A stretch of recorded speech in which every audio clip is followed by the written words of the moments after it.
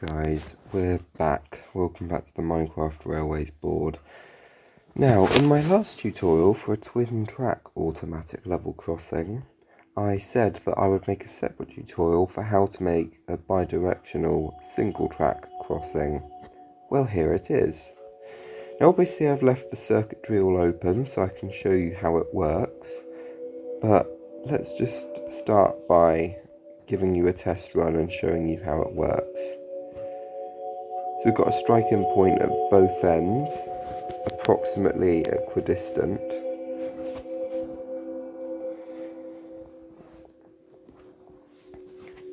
And then, so let's go a bit further back, let's say. And as we pass over the first one of these, the crossing will activate. Then as we pass out that strikeout point, it stays on. Now as we hit the other strike-in point on the far end, because that's the strike-in point for a crossing, it still won't strike in. So it's actually much simpler than it's made out to be usually, but you just have to get it exactly right. So we'll go from the other end too.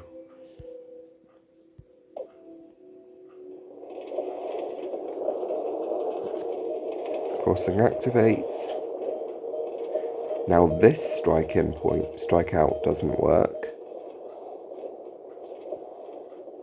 And as we pass along strike-in point this end, it doesn't work. So it's actually much easier than it looks. But I'll give you a couple of important notices right away.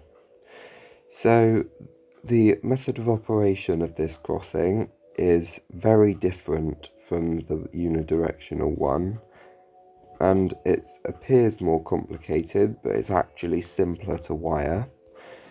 This crossing does not have an on-off switch, with the pistons and the redstone block, like the other one does. You've got to be kidding me. But it uses comparators instead for the most part.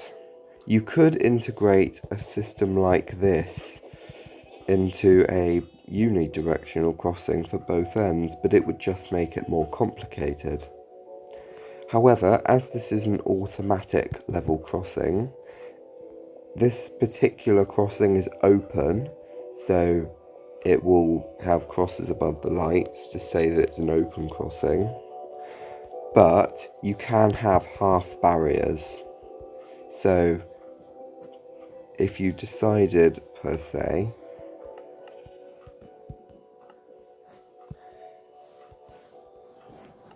if you wanted to have half barriers, say like that, but pushed up by pistons, then that works too.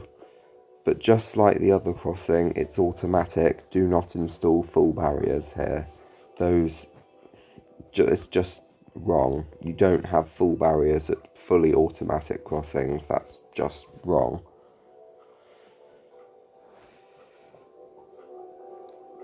So now I've gone through all of those, let us A, show you the circuitry, and B, deal with these pesky sheep.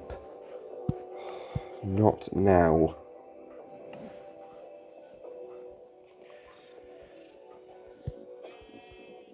So, as with the last tutorial, the blue wires are crossing control wires. The red wires are wires from the activation to strike-in point to the crossing control, and green wires are from the strike-out point to the crossing control.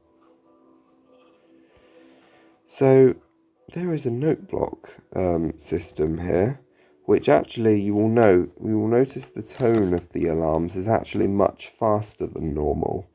That doesn't matter. You can have the same alarm system.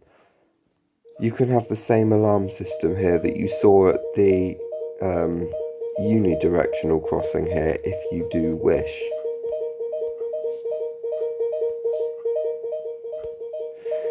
So we've struck in on this far side, haven't we? There's a system here, as you can see.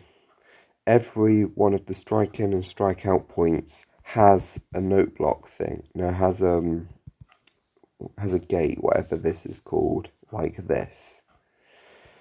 So on the strike in points, you have to install this comparator system here with all the lights off and a regular redstone wire leading up to the torch end. You have to build this exact structure here. Obviously the materials can be slightly different, but in functionality this has to be the same.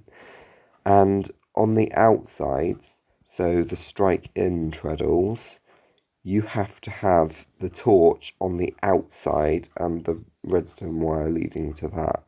That has to be on the outside.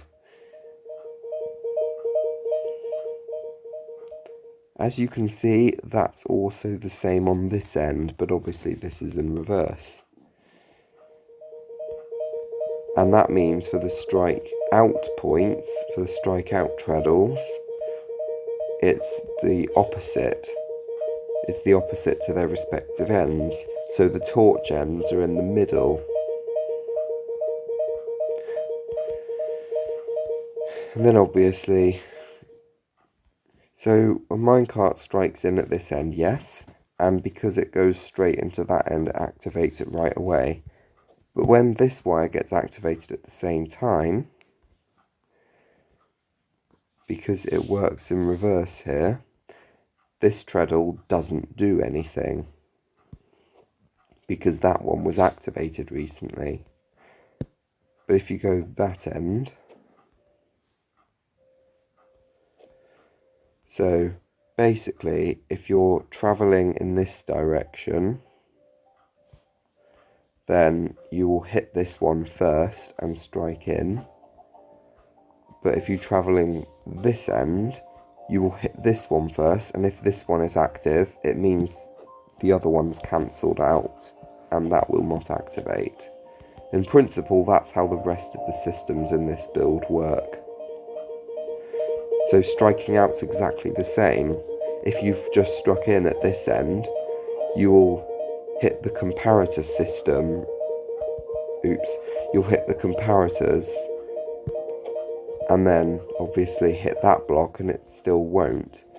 But it will still strike out if that one times out.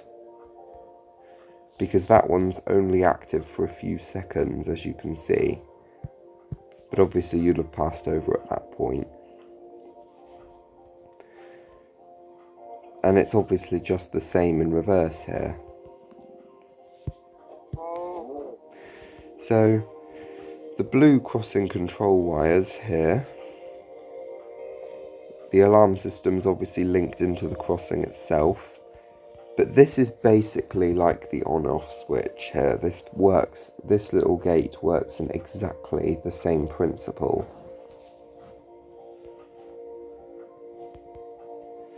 So that's pretty much the basics for you on how to do an automatic level crossing on a single track.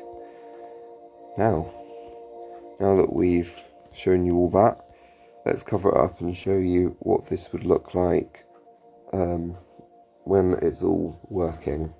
Okay, so we are back again. We have filled all the circuitry in, and I've built you a little approach sign here. So you will know that at level crossings in real life, if there is a gate sign, that means there is a crossing ahead with gates or barriers, either or.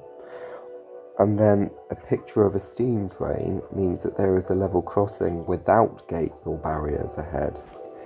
I've kind of recreated that in Minecraft. So if this crossing were to have barriers or gates, I would have a sign like that. And if the crossing has no barriers, a minecart. I've sort of gone with UK style signage again. I had a period for a while where I started making my own, but this is a free build railway. I can do what I like in this world. So I've decided to fit them for the sake of it. Above there you've got a banner in a item frame, which means that the crossing is open, so without barriers. You know, there wouldn't be any signs at all if there weren't any, but I've started putting a rail sign above it anyway if there are barriers. So if at a later date I choose to come back and... No, that's not right, is it? If I choose to come back at a later date and install barriers here, so put half barriers in, then I'll remove those signs. As you can see, there's road markings on the outside to mark the boundary, and there is a wooden crossing floor, which will probably get replaced by concrete in the future. And then obviously on the approach road down here, you've got the warning sign. And obviously I've fenced off the line because there's animals roaming around. So let's do some dynamic testing, shall we, as the final bit to this video. Strike in and the crossing is active.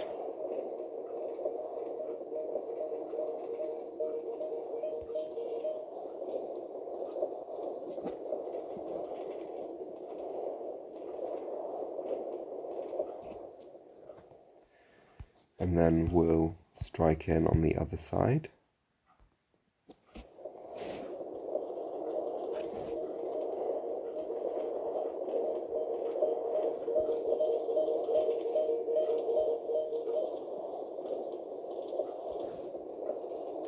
And then as we pass the treadle again this end, we don't strike back in.